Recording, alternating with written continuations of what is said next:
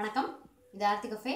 இன்றைக்கி நம்ம என்ன பார்க்க போகிறோம் அப்படின்னா, ஒரு லஞ்ச் பாக்ஸ் ரெசிபியான க்ரீன் பீஸ் ரைஸ் பார்க்க போகிறோம். அதாவது பட்டாணி ரைஸு, பச்சை பட்டாணி ரைஸ் எப்படி செய்யுதுன்னு பார்க்கலாம். செய்ய தேவையான பொருட்கள்: சாதம், அதாவது நான் சாதமாக சாப்பிட்ற பச்சரிசி, அதில் நான் 100 கிராம் சாதம் வடித்து ஆற வச்சு எடுத்து வச்சுருக்கேன். 50 கிராம் பச்சை பட்டாணி, அதை நான் என்ன பண்ணியிருக்கேன்னா 6 ஹவர்ஸ் ஊற வச்சு 3 விசில் ஹை ஃப்ளேமில் விட்டு ஃபுல்லாக தானாகவே ஸ்டீம் போகிற அளவுக்கு விட்டு வேக வச்சு எடுத்து வச்சுருக்கேன். புளிப்புக்காக ஒரு 2 சொட்டு எலுமிச்சை சாறு, ஒரே ஒரு பச்சை மிளகா, தேவையான அளவுக்கு உப்பு, ஒரு 15 இலை புதினா இலையை நறுக்கி சின்னதாக நறுக்கி வச்சுருக்கேன். கொத்தமல்லி தழை அதே மாதிரியே கொஞ்சம் நறுக்கி வச்சுருக்கேன்.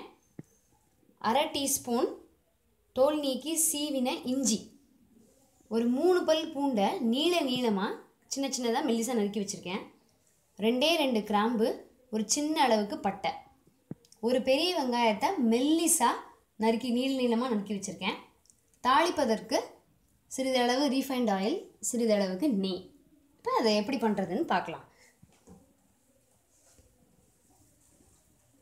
இது மாதிரி இல்பச்சட்டியில் எண்ணெய் ஊற்றிட்டு நம்ம இதை வதக்கணும். ஸோ வதக்கும்போது எப்படின்னு பார்க்கலாம்.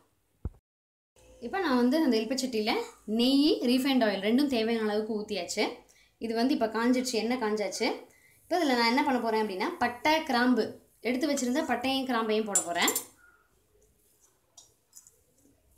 அது பொரிஞ்ச உடனேயே பூண்டு, இஞ்சி, பெருசு அந்த பெரிய வெங்காயத்தை நீளமாக மெல்லிசாக நறுக்கி வச்சுருக்கோம் இல்லையா, அதையும் போட்டுடலாம். பச்சை மிளகா, வெங்காயம், பூண்டு, இஞ்சி. ஸோ இது பொரிஞ்சிருச்சு. வெங்காயம், பச்சை மிளகா, இஞ்சி, பூண்டு, இது இப்போ எல்லாத்தையும் வதக்குவோம். இதில் உப்பு சேர்த்துக்கலாம். இப்போ சீக்கிரம் வதங்கிடும். இது நல்ல ப்ரௌனாக, கோல்டன் ப்ரௌனாக நல்லா வதங்குற வரைக்கும் நீங்கள் வதக்குங்க. ஸோ இதில் நம்ம பேர்ன்ட் ஆகிடக்கூடாது. சிம்லேயே வச்சு நல்லா அழகாக நல்லா கோல்டன் ப்ரௌனில் இது எல்லாமே வதங்கணும்.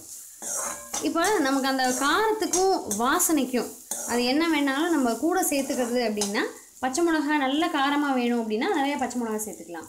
வாசனை இன்னும் கொஞ்சம் கூட வேணும் அப்படின்னா அந்த பட்டையும் கிராம்பையும் கூட போட்டுக்கலாம். ஸோ இது நல்ல கோல்டன் ப்ரௌனாக வதங்கினதுக்கப்புறமா பார்க்கலாம். அந்த வெங்காயம், பச்சை மிளகா, பூண்டு, இஞ்சி இதெல்லாம் நல்லா வதங்கியாச்சு. இது கூட இப்போ நம்ம அந்த வேக வச்சு எடுத்து வச்சுருக்கோம் இல்லையா, அந்த 50 கிராம் பச்சை பட்டாணி, அதை எடுத்து போட்டுடலாம். நல்லா வேக வச்சு தண்ணி வடித்து வச்சு எடுத்து வச்சுருக்கேன். இந்த பச்சை பட்டாணியை போட்டு ஒரு நிமிஷம் இப்படி கிளறிட்டு, இதில் நம்ம பச்சை பட்டாணி வேக வைக்கும் போதே உப்பு போட்டு வேக வச்சிடலாம். அதனால் இப்போ அதுக்கு உப்பு தேவையில்லை, அதை அப்படியே டைரெக்டாக ஆட் பண்ணிடலாம். இப்போ நம்ம கட் பண்ணி வச்சுருக்க அந்த கொத்தமல்லி தழையையும் புதினா தழையையும் இதில் சேர்த்துடலாம்.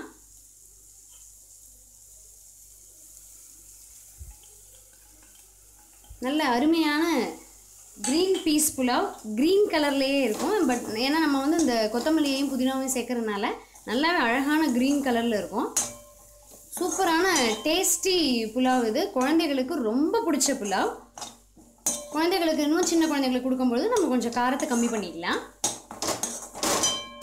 நல்ல ப்ரோட்டீன் ரிச் பட்டாணி இருக்கிறதுனால, அப்புறம் புதினா சேர்க்கறதுனால நமக்கு அந்த சுவாச கோளாறுகளுக்கு நல்லா சூப்பராக அது குறைக்கும்.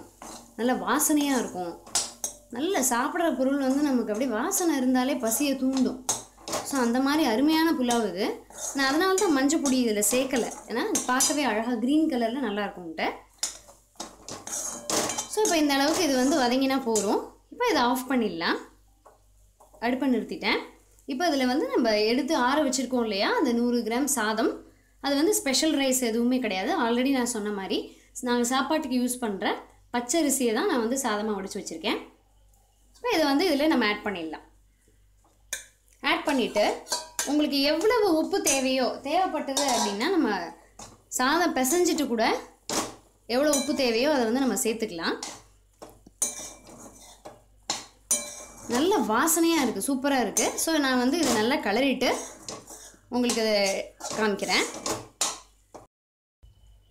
நான் வந்து எடுத்த எல்லா சாதத்தையும் போட்டு கலரி வச்சாச்சு. இப்போ இது வந்து அடுப்பை நிறுத்திட்டேன். இப்போ நம்ம எலுமிச்சை சாறு சேர்த்துக்கலாம். அது வந்து லைட்டு புளிப்புக்காக எலுமிச்சை சாறு சேர்க்குறோம். நான் அடுப்பை அப்பயே நிறுத்திட்டேன்.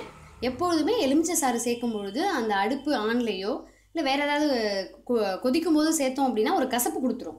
ஸோ நல்லா இப்போ இதை ஆஃப் பண்ணியாச்சு. ஒரு 2-3 சொட்டு எலுமிச்சை சாறு, அவ்வளோதான் போதும். இந்த அளவுக்கு இருந்தால், புளிப்பு இருந்தால் போதும். ஸோ அருமையான டேஸ்டியான நல்ல ஹெல்த்தியான நம்ம க்ரீன் பீஸ் புலாவ் வந்து ரெடி ஆயிடுச்சு. க்ரீன் பீஸ் ரைஸை வந்து ரெடி பண்ணியாச்சு.